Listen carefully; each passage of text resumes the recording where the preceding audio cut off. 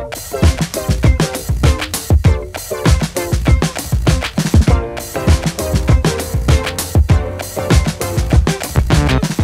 Sobat Biper, selamat datang di Biper Pusat Channel.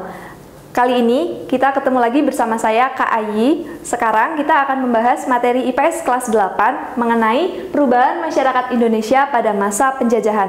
So, pantengin terus channel ini ya. Oke, langsung aja yuk.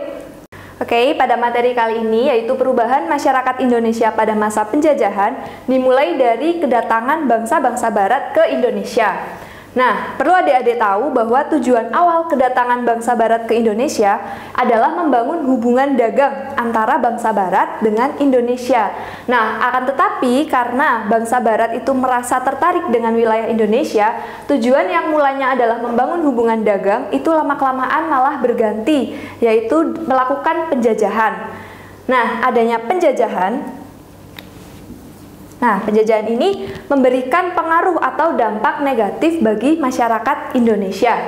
Oke, kenapa? Karena penjajahan itu mengakibatkan adanya perubahan, baik dalam aspek geografis, sosial politik, maupun budaya.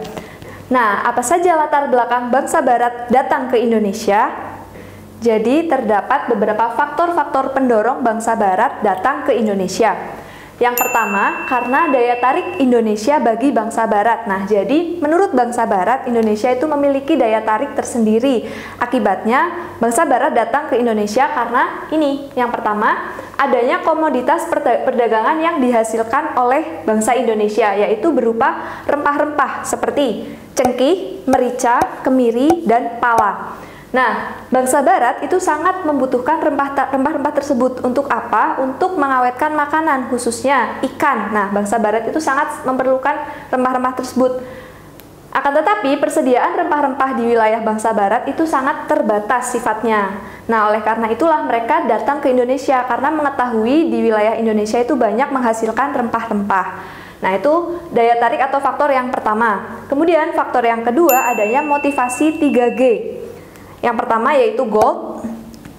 Gold itu berarti bangsa barat akan mencari kekayaan di Indonesia. Yang kedua, glory. Glory berarti bangsa barat mencari kejayaan di Indonesia.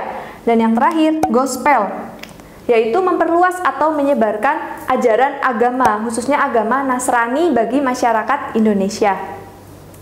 Oke, untuk faktor yang ketiga yaitu adanya revolusi industri. Revolusi industri yaitu pergantian atau perubahan secara menyeluruh dalam produksi barang yang tadinya menggunakan tenaga manusia itu dialihkan dan digantikan dengan menggunakan mesin.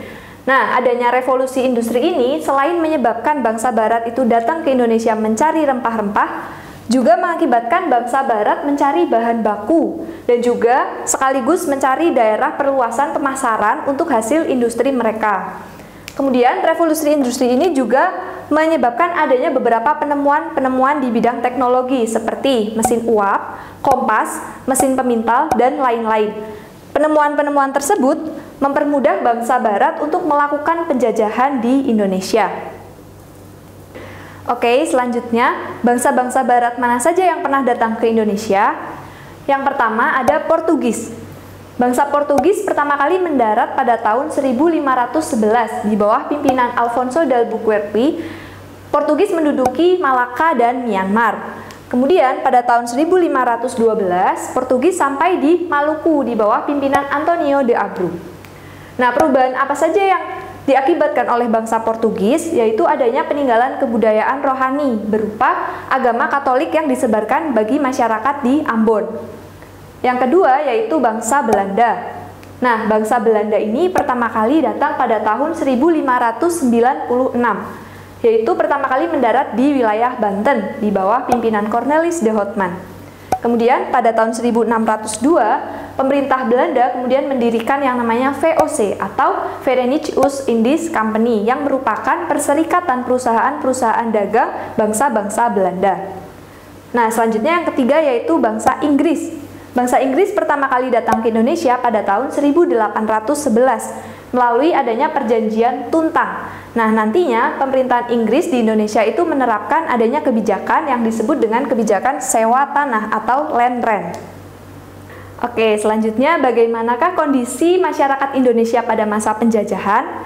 Yang pertama, adanya pengaruh monopoli perdagangan. Nah, monopoli perdagangan ini adalah penguasaan pasar oleh perusahaan-perusahaan Belanda, di mana masyarakat Indonesia itu wajib menjual kepada Belanda dengan harga yang serendah-rendahnya. Agar apa? Agar masyarakat Belanda itu mendapatkan keuntungan dan jelas sekali merugikan masyarakat Indonesia. Yang kedua, adanya kerja paksa atau rodi. Nah, kerja paksa atau rodi ini pertama kali dibawa oleh Gubernur Jenderal Daendels ke Indonesia. Pada masa kerja paksa atau rodi ini, Belanda lagi-lagi menginginkan keuntungan yang tinggi dari Indonesia dengan dua cara. Yang pertama, adanya pembangunan jalan di sepanjang jalur Anyer sampai dengan Panarukan, dari Banten sampai ke Jawa Timur. Nah, pembangunan jalan ini dimaksudkan untuk kepentingan militer Belanda. Itu juga siapa yang melakukan adalah penduduk Indonesia. Jadi penduduk Indonesia atau rakyat Indonesia itu dipaksa membuat jalan sepanjang jalur Anyer sampai dengan Panarukan. Nah, akan tetapi pembangunan jalan tersebut itu sangat merugikan bangsa Indonesia. Kenapa? Karena masyarakat Indonesia yang diminta untuk membangun jalan ini itu tidak diberi upah atau gaji, tidak diberi makan, dan ditelantarkan oleh masyarakat atau bangsa Indonesia.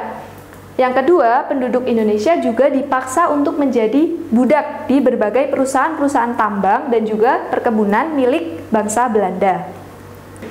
Baik, yang selanjutnya yaitu ada sewa tanah atau land rent. Nah, sewa tanah ini adalah kebijakan pada masa penjajahan Inggris di Indonesia yang dibawa oleh Gubernur Thomas Stamford Raffles di Jawa. Nah, Thomas Stamford Raffles ini merupakan gubernur jenderal pada saat Inggris datang ke Indonesia. Nah, beberapa ketentuan-ketentuan dalam kebijakan sewa tanah ini diantaranya yang pertama, petani itu harus menyewa tanahnya sendiri. Nah, padahal sudah jelas-jelas tanah tersebut itu milik petani, akan tetapi petani itu harus membayar sewa. Yang kedua, harga sewa tersebut tergantung pada kondisi tanah yang akan disewakan. Yang ketiga, bagi siapapun rakyat yang tidak memiliki tanah itu tetap diwajibkan membayar pajak walaupun dia sendiri tidak menggunakan tanah tersebut. Nah, sehingga pada kebijakan sewa tanah ini rakyat itu dianggap seolah-olah tidak memiliki tanah, padahal jelas-jelas yang punya tanah itu adalah rakyat sendiri, tapi rakyat malah harus membayar sewa. Kemudian hasil sewa tanah tersebut itu bukannya dimanfaatkan oleh rakyat sendiri, akan tetapi dimanfaatkan justru sebagian besar untuk kepentingan penjajah, yaitu bangsa Inggris. Oke adik-adik, untuk yang keempat ada tanam paksa atau kultur stelsel. Nah, kebijakan tanam paksa ini berlangsung pada tahun 1830 dan pertama kali dibawa oleh Johannes van den Bosch.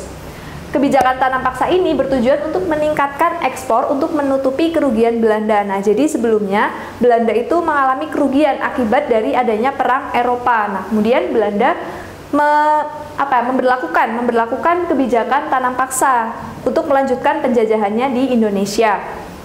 Kemudian kegiatan dari tanam paksa sendiri yaitu dengan menyisihkan sebagian tanah milik rakyat Indonesia untuk ditanami tanaman-tanaman komoditas ekspor seperti kopi, tebu, dan nila.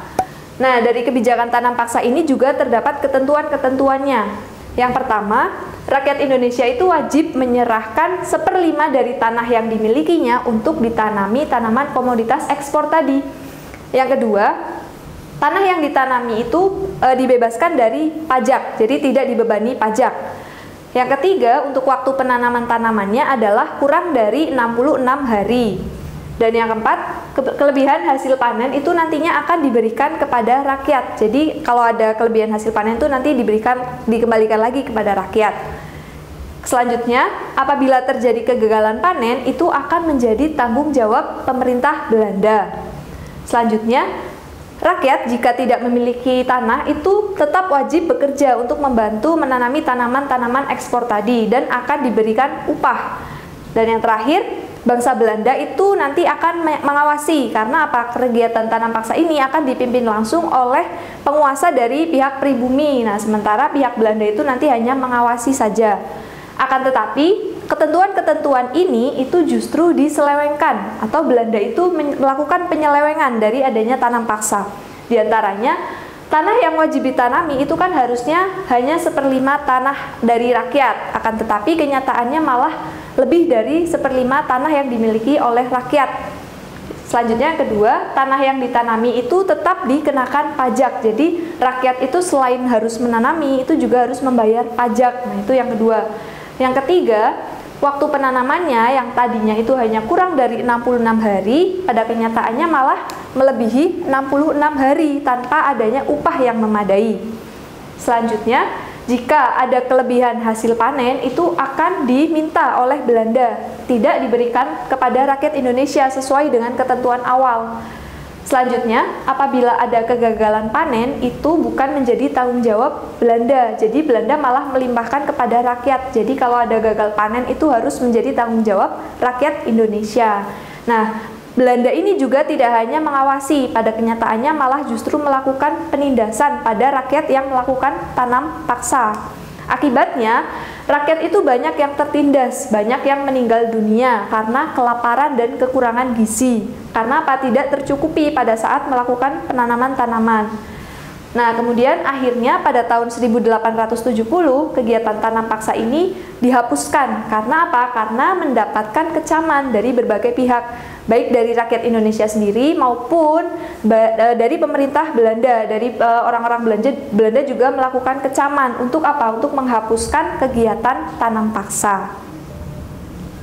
Oke, cukup sekian ya adik-adik pembelajaran dan materi yang bisa kakak sampaikan. Semoga bisa bermanfaat dan jangan lupa untuk like, komen, dan subscribe channel Biper Pusat. Dan jangan lupa aktifkan juga tanda loncengnya biar kalian bisa terus update video keren dari kita. Oke, cukup sekian dan see you.